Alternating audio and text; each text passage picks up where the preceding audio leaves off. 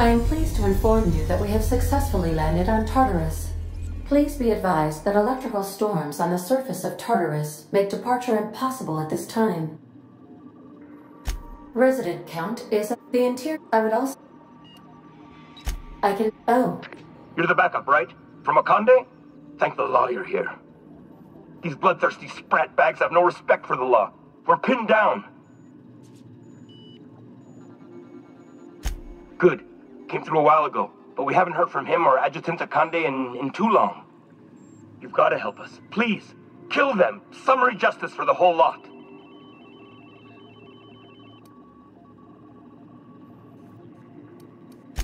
Bust through? Are you out of your mind? Those animals will tear us apart. Oh, law. You're right. Okay. Come on, guys. Rifles up. Let's kick these rung leeches out of our docking bay. For the chairman! Tartarus security out. Hang on. Is that another ship coming in? I think that's from the groundbreaker. Cripes, did that Tennyson woman really send reinforcements? Between you and the Mardettes, we may be able to retake the docks. Good luck out there, Captain. Transmission terminated. How can I be of assistance? May luck be with you. Of course, as I am sure you are aware, luck does not exist. But it seems to comfort humans to believe they possess good quantities of it.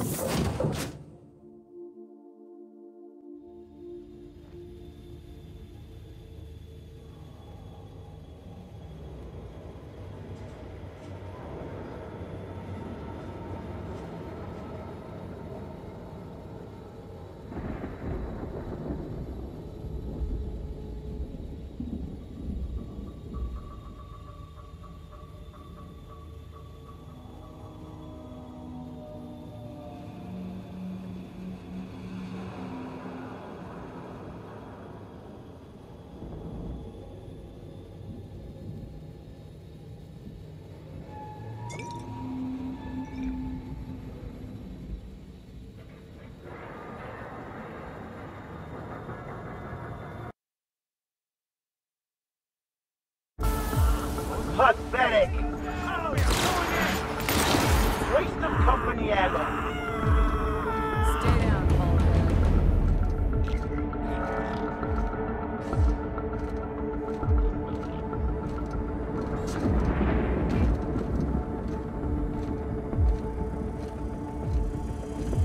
What's that noise? Sonic performing it. Their mistake.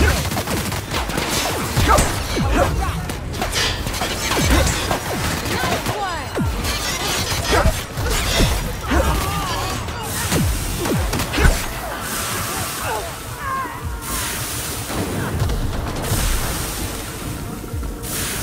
Gotta admit, I'm not too keen on walking into a prison.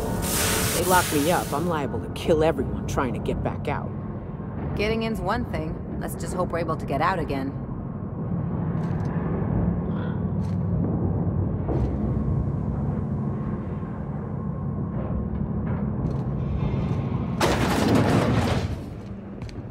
Nice of them to leave us a few options.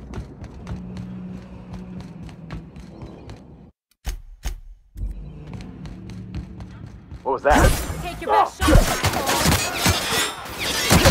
Who's ready for more?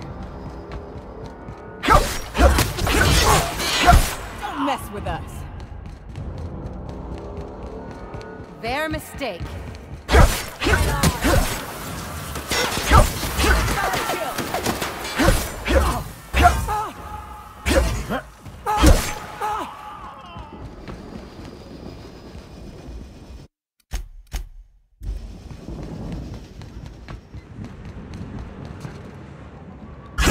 Watch out!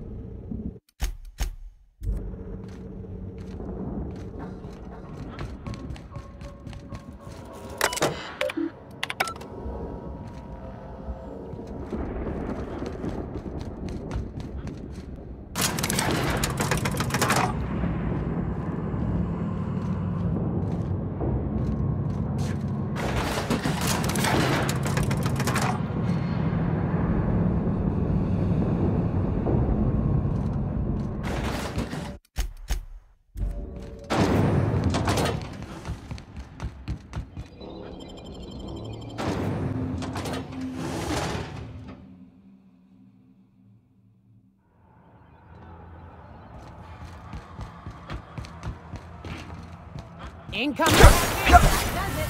Time for a drink? Don't mess with us.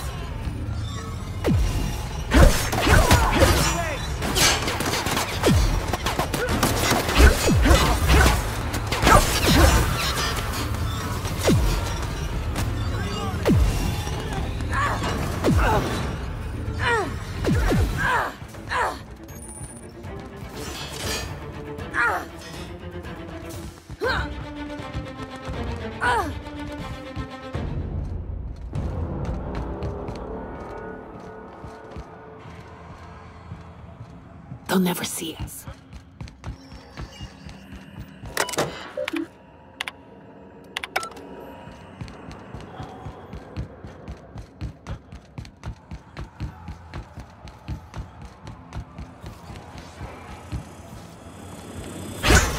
They're in my sight! Solid kill!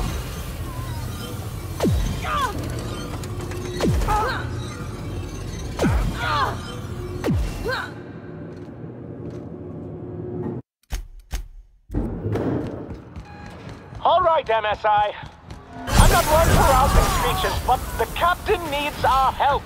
So, get in there and fight! Here we go!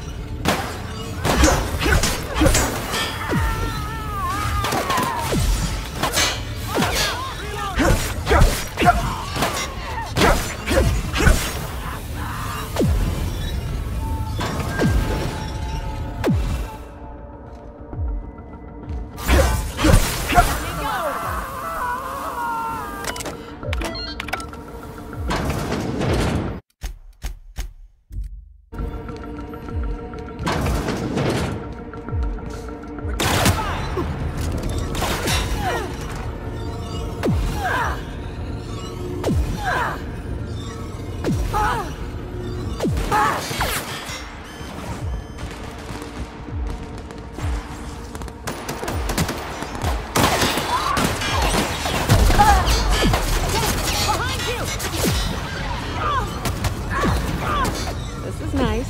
Calm before the storm and all that. Lock us down!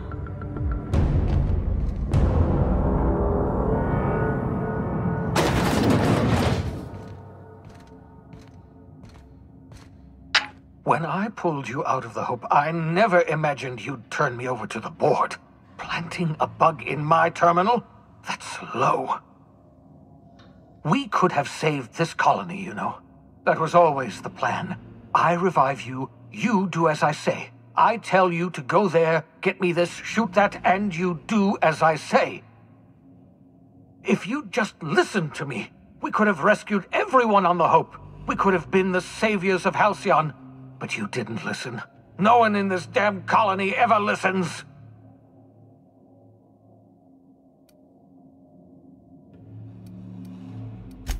Fighting back! I've released every prisoner in Tartarus. We'll take this prison over, or die in the attempt. We will not go quietly into the night. And you may be a scientific prodigy, but I've got something you don't. Incipient senility, and a small army of crazed inmates. I don't care how many guns you've brought. If you try and stop me, by law, I'll bloody your damn nose.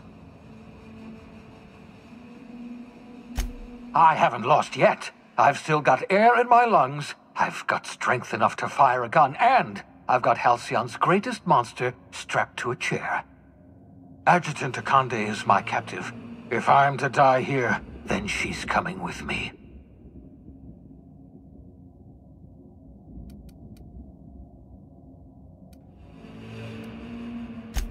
I can't imagine we've got anything left to say.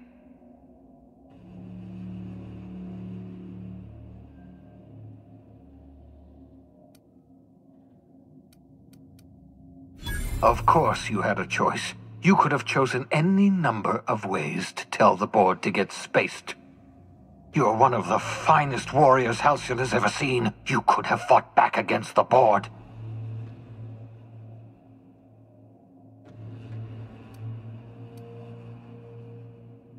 I don't want to hear that. Not from you. The board's only strong because no one fights back.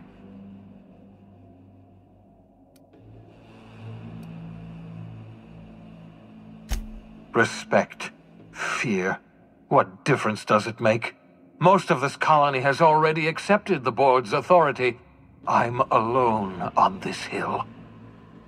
My life's work has been an exercise in futility. The only honorable way to end it is to go down fighting.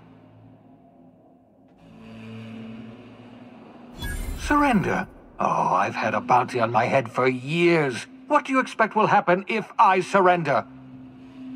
Torture, execution. The board has already extracted the secret of reviving colonists from me. I'm no longer useful to them, so they'll make an example of me.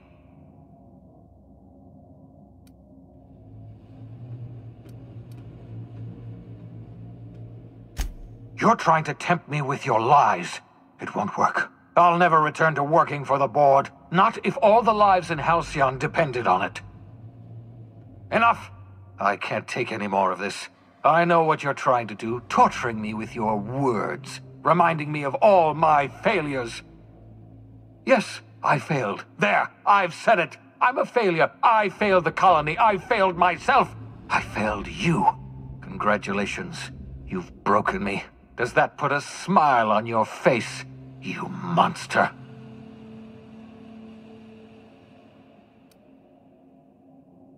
The only thing I've ever wanted was your help. It's too late to help me now. The only thing left for you to do is forgive me. I can't. I'm sorry. I'm sorry for all that I've done, and for what I'm about to do.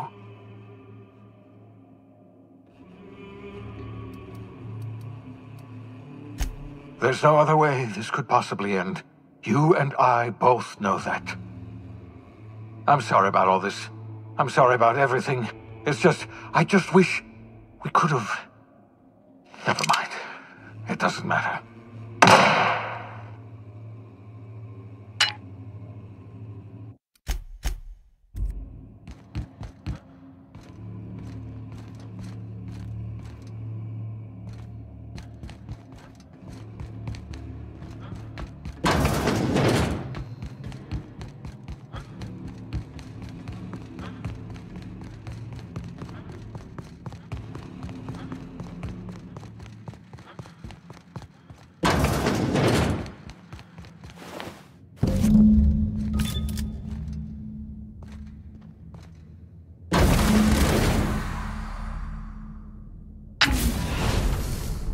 Thank the law you're here.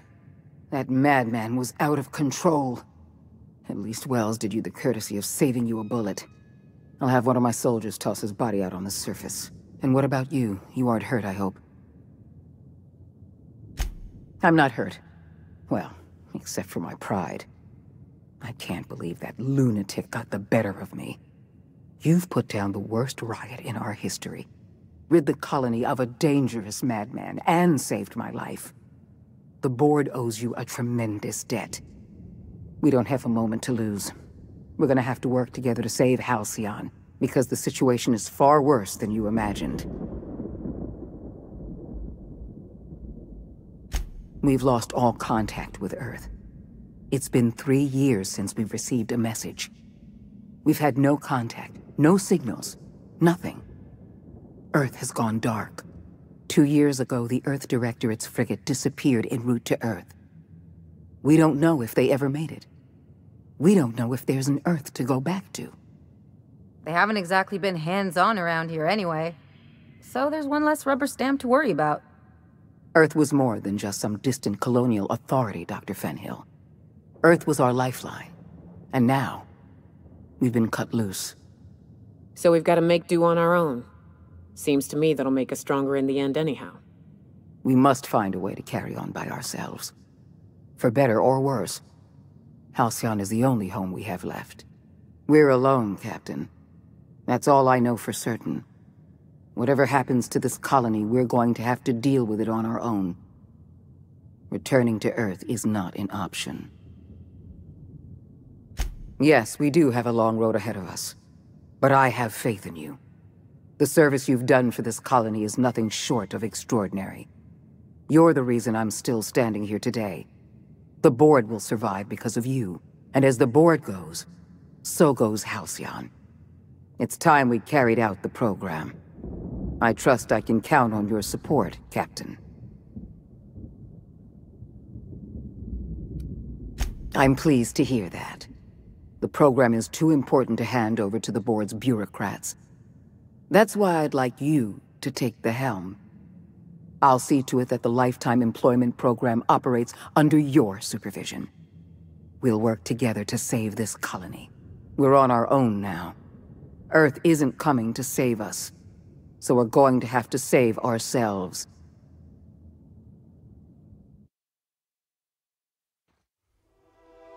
The OSI teaches that everything in the universe happens according to the grand plan. But the stranger that arrived in Halcyon was an unplanned variable. From the moment he landed in Emerald Vale, his actions altered the course of history.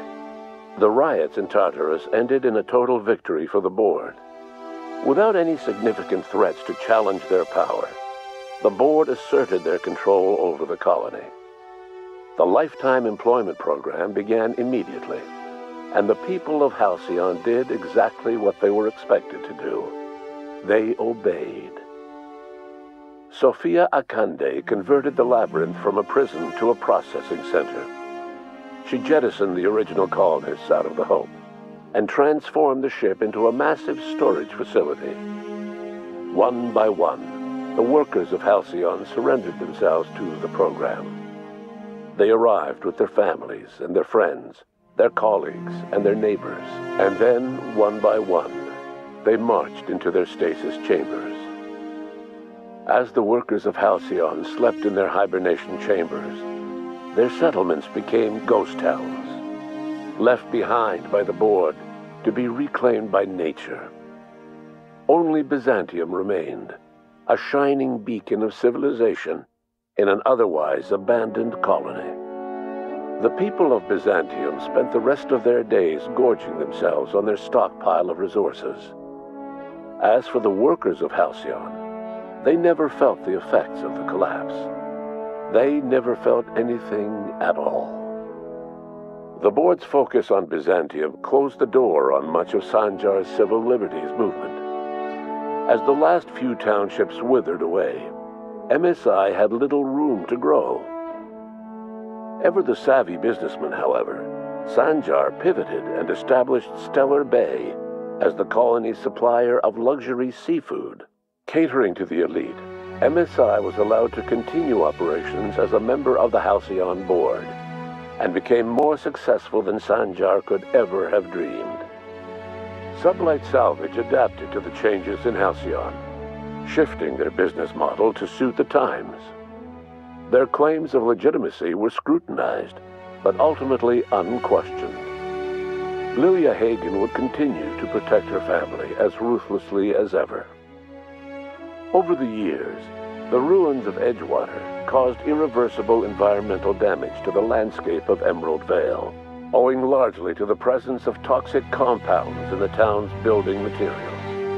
As for Edgewater's former workers, their remains provided a source of nourishment for the region's fauna, leading to an explosion in the sprat population.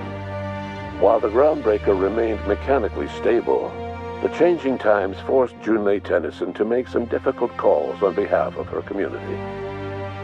The work of maintaining independence was an uphill climb, and she found herself caving to bad faith compromises with the Board. Time will tell if the groundbreaker can endure. As smaller settlements were swallowed up and their workers drafted into the Lifetime Employment Program, Byzantium continued to thrive. While its citizens lived in decadence and extravagance, a small cadre of scientists worked to solve the nutrition crisis that threatened Halcyon. No one else much noticed the townships that disappeared from the map, or the luxuries that slowly lost their luster year by year. Ellie savored her adventures on the Unreliable. Once they were done, she returned to life as usual, running missions of dubious legality, shunning respectable work, and living life to the fullest. She meant to reach out to her one-time captain, but she was always bad at keeping in touch. As the board reasserted control over Halcyon, Felix came to realize that his life as an upstart rebel had come to an end. The board's victory crushed any hope for a grand revolution across Halcyon, and so Felix, once again, found himself without a purpose in life. And so, disillusioned with his former boss and with nowhere left to go, Felix left his crew without saying goodbye. He was never heard from again. As a reward for his part in her courageous rescue, the adjutant invited the vicar known as Max to become one of the leaders of the Order of Scientific Inquiry. But Max had no interest in serving any organization, let alone the OSI, which he knew would never tolerate his heretical theories. Instead, he attempted to minister to the people of Byzantium. They rejected his ideas, being far too satisfied with their own material comforts. Disillusioned, Max gave up and left the city. He was never heard from again. Though Parvati eventually grew comfortable aboard the Unreliable, she never quite came out of her shell. She seemed to prefer the company of Ada to the crew, and she could often be found neck-deep in cables and grease, telling Ada funny stories from her childhood. As the board began to roll out their lifetime employment program, Parvati was plagued by dreams of freezing to death. She began taking increasingly longer shore leaves, and she eventually disappeared from the Unreliable entirely.